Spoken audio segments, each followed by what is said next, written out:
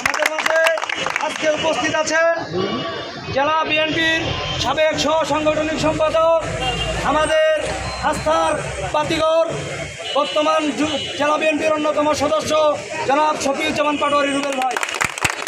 আমাদের মাঝে উপস্থিত আছেন এক সময়ের তুখোর ছাত্রনেতা, বাংলাদেশ জাতীয়তাবাদী ছাত্রদল পঞ্চগড় জেলা শাখার সাবেক সফল সভাপতি জনাব ইউনুস ভাই।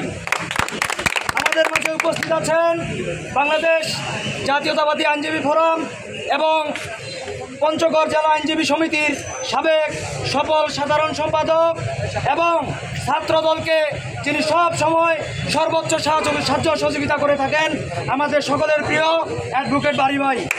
আমাদের মাঝে উপস্থিত আছেন এক সময়ের অন্যতম তুখোর ছাত্রনেতা শহীদ বাবু ভাই। আমাদের মাঝে উপস্থিত আছেন পঞ্চগড় জেলা যুবদলের নির্বাচিত সফল সভাপতি জনাব ফেরদৌস ওয়াহিদ রাসেল ভাই।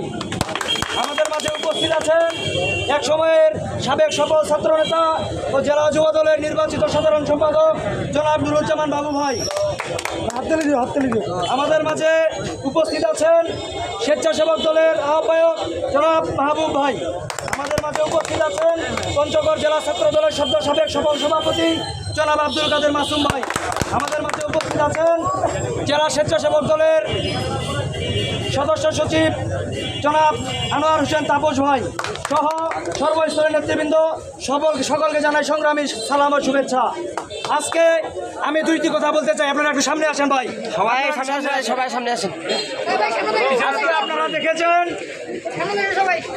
আমাদের বর্তমানে উপদেষ্টা পরিষদের স্বরাষ্ট্র বিষয়ক উপদেষ্টা এম সাখাওয়াত একটি বক্তব্য দিয়েছেন। আজকে এই বিতর্কিত বক্তব্যের জন্য বাংলাদেশের ছাত্র সমাজ আবার পুনর্জীবিত হয়েছে। আপনারা দেখেছেন এই ফ্যাসিস্ট হাসিনা সরকার 2009 সালে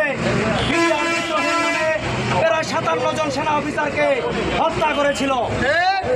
আপনারা দেখেছেন 2013 সালের 5 মে শাপলা চত্বরে হেফাজতকে কিভাবে নির্মমভাবে হত্যা করেছিল। আপনারা একইভাবে দেখেছেন 2024 সালে বর্তমান সদ্য সমাপ্ত গণ অভ্যুত্থানে কিভাবে ছাত্র শিশু সহ সর্বস্তরের মানুষকে হত্যা করা হয়েছিল। তাই বর্তমান দেশে বিতাড়িত এই পরাজিত শক্তিকে আবার মাথা চাড়া দেওয়ার জন্য চেষ্টা করেছে। তাদেরকে উৎসাহিত করতেছেন বর্তমান উপদেষ্টা পরিষদের স্বরাষ্ট্র বিষয়ক উপদেষ্টা এম সাখাওয়াত হোসেন। আমরা পরিষ্কারভাবে বলে দিতে চাই, ছাত্র জনতার এই গণ অভ্যুত্থান যদি কোনোভাবে নস্যাৎ করার চেষ্টা করা হয়, আমরা সমগ্র বাংলাদেশে আবার ছাত্র জনতা মিলে এই অপচেষ্টা আমরা নস্যাৎ করবো ইনশাল্লাহ।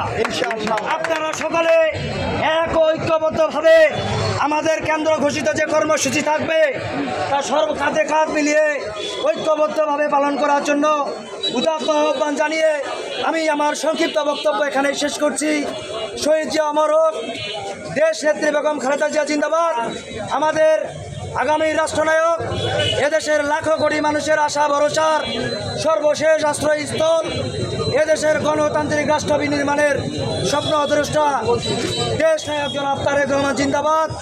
আমাদের পঞ্চগড়ের তথা উত্তরবঙ্গের বটবৃক্ষ, আমাদের অহংকার, সাবেক অস্থায়ী রাষ্ট্রপতি, সাবেক সংসদের স্পিকার ব্যারিস্টার জমির উদ্দিন সরকার স্যার জিন্দাবাদ।